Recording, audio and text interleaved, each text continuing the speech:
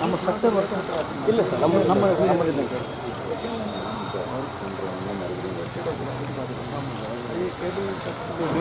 Morning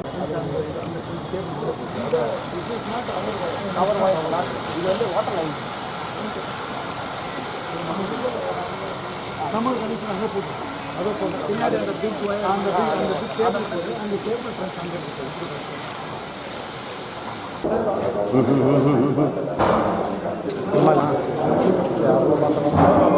dress அங்கே sir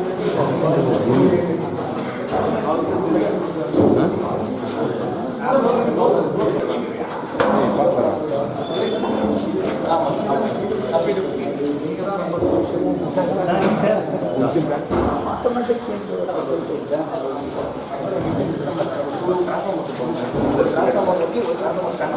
temporary சப்ளைல sir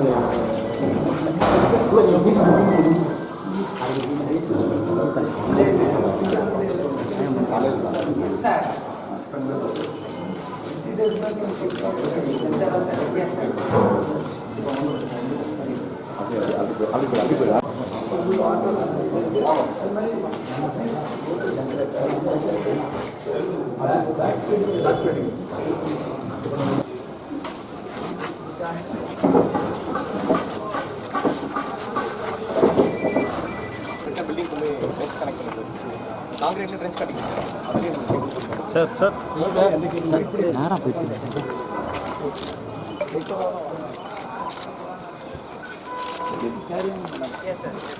நாங்கள் ஃப்ரீயாக வேலை பார்க்குறோம். இந்த இன்னைக்கு 25th இந்த சிவில் ஒர்க்ஸ் எல்லாம் நாங்கள் ஸ்பீடப் பண்ணுவோம். நாங்கள் இதுக்கு அடுத்தது சார்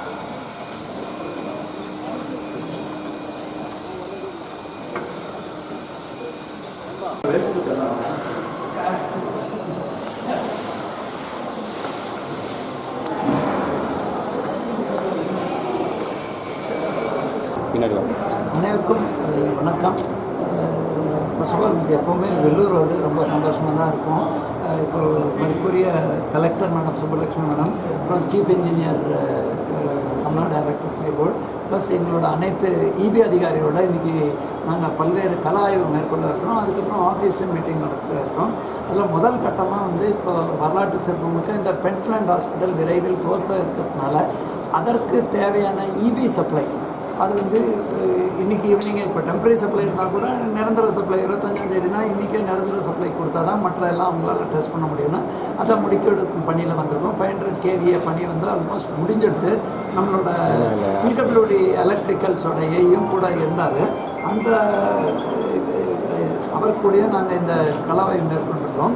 அது மட்டும் இல்லாமல் அவங்க வந்து பேக்கப் 2 ஜென்ரேட்டர், அதே மாதிரி இதுக்கு ரிடண்டன்ட் சப்ளை அதை பூர்வமே நம்ம கண்காணித்து இன்றைக்கி அதை முடித்த பிறகு நம்ம அடுக்கம்பாறையில் ஒரு 230 kV சப்ஸ்டேஷன் முடியும் தருவாயில் உள்ளது. அதை வந்து அடுத்த 3 மாதத்துக்குள் முடிக்க வேண்டும் என்ற நோக்கத்துடன் அதை ஆய்வு மேற்கொள்ள இருக்கும்.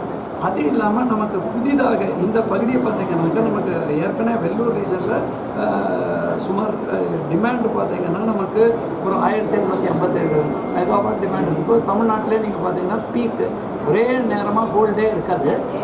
ரஃப்லி நமக்கு வந்து ஒரு ஆன் ஆவரேஜ் ஒரு 17,000-18,000 மெகாவாட் டிமாண்ட் இருக்குதுன்னா வெள்ளூர் ரீஜனில் மட்டும் 1757 மெகாவாட் டிமாண்ட் இருக்குது.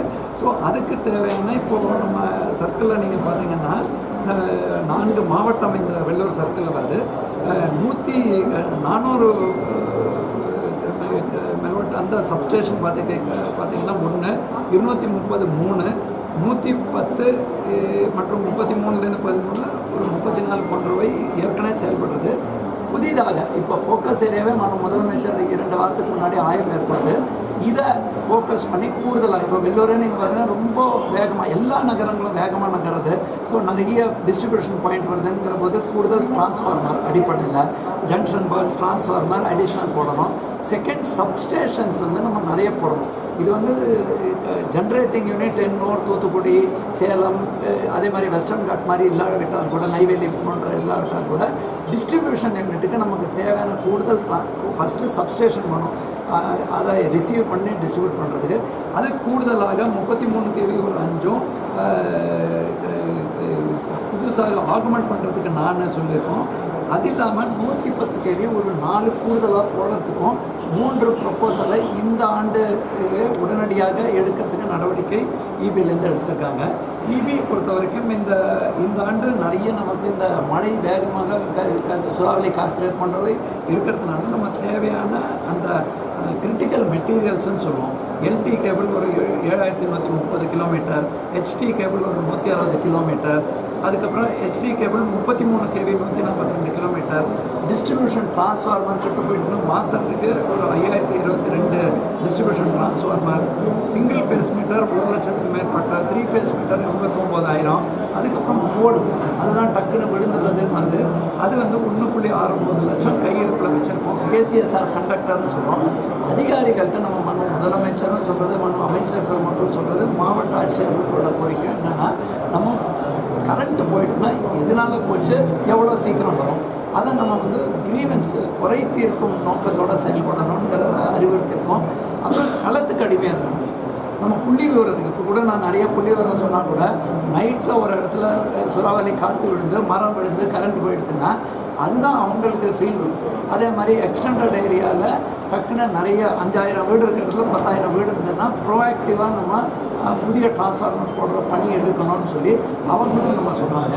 மின்துறை பொறுத்த வரைக்கும் ஒரு பணியாளர் பற்றாக்குறை உள்ள துறை என்று எல்லாருக்கும் தெரியும்.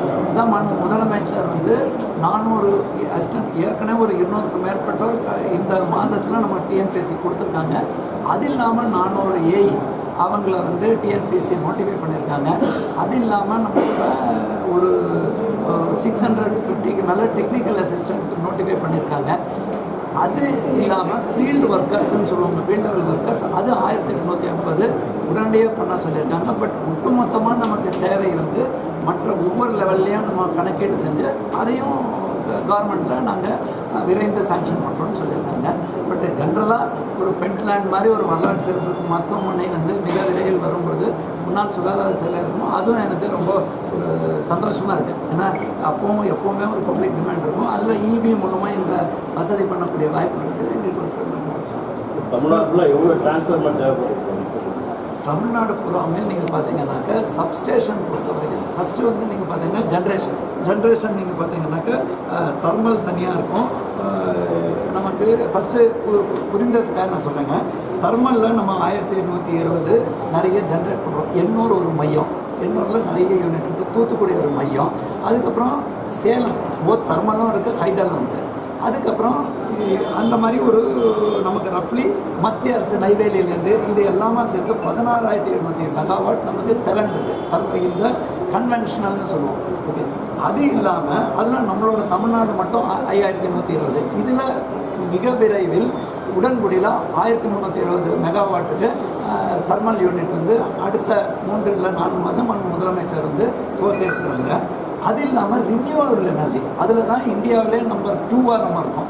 ரினியூவபிள் எனர்ஜினா காற்றாலை, அதே மாதிரி தண்ணியால் ஏற்படக்கூடிய மின்சாரம், அதே மாதிரி நம்ம சோலார். இதை பார்த்திங்கன்னா ரஃப்லி நமக்கு 2 மாதம் சேர்த்து ஆல்மோஸ்ட் 20,000க்கு மேற்பட்ட ரினியூவபிள் எனர்ஜி சோர்ஸ் இருக்குது. அதில் குறிப்பாக 2,323 வந்து ஹைட்ரோ நம்ம மேட்டூர் அந்த மாதிரி அனல் மின் நிலையம், பம்புடு ஸ்டோரேஜ் குந்தா போன்றவை. காற்று மூலமாக 9,331 நமக்கு கெப்பாசிட்டி இருக்குது. சோலார் மூலமாக 10,069 இருக்குது. ஆக மொத்தம் நமக்கு கெப்பாசிட்டி தமிழ்நாடு முழுவதும் 39,000 இருக்குது. ஆனால் அது எல்லாமே ஒரே நேரத்தில் வராது. காற்று வந்து சில மாதங்களில் இருக்காது, சோலார் வந்து நைட்டில் இருக்காது. அதனால தான் பேட்ரி ஸ்டோரேஜ் வந்து 1000 மெகாவாட் டெண்டர் கொடுத்து தயார் நிலையில் இருக்கும். இன்னும் 1,500 மெகாவாட்டுக்கு வெயில் காலத்தில் இது பண்ணியோம், காற்றுலேருந்து பேட்ரி பண்ணுறோம். செகண்ட், நீங்கள் மிக முக்கியமான அடுத்த கட்டம் ப்ரொடியூஸ் பண்ணணும், அதை டிஸ்ட்ரிபியூட் பண்ணணும். அதுக்கு தான் சப்ஸ்டேஷன் ஃபஸ்ட்டு தேவை. அதுக்கு அடுத்தது நமக்கு டிஸ்ட்ரிபியூஷனுக்கு டிரான்ஸ்ஃபார்மர்ஸ் தேவை.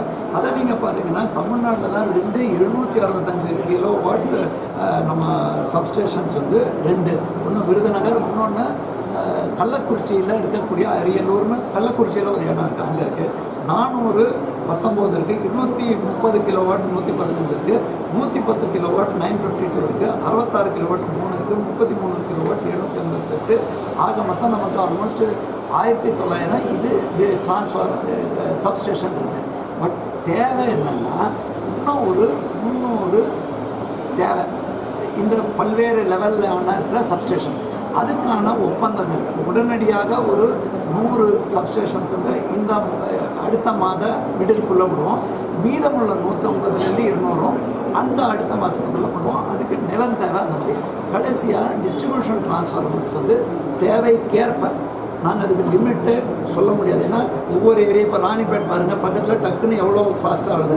அங்கே வந்து நம்ம பழைய டிரான்ஸ்ஃபார்மரையே வச்சு நம்ம வந்து அதை வச்சு வண்டி ஓட்ட முடியாது.